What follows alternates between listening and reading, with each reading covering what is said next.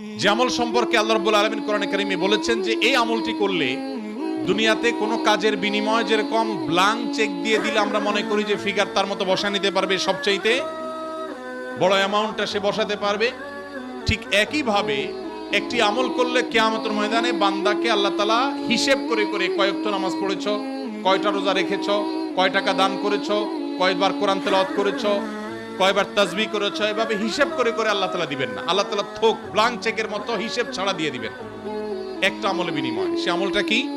কোরআনে কারিমে আল্লাহ বলেছেন ইন্নামা ইউওয়াফাস সাবিরুনা আজরাহুম বিগাইরি হিসাব।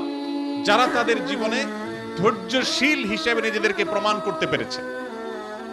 ইবাদত করতেও ধৈর্যের প্রয়োজন হয়, অপরাধ এবং পাপের পথ না মাড়ানোর জন্য ধৈর্যের সংযমের প্রয়োজন হয়, আর বিপদ আপদে কষ্টে তো নিজেকে ধৈর্যশীল রাখতেই হয়।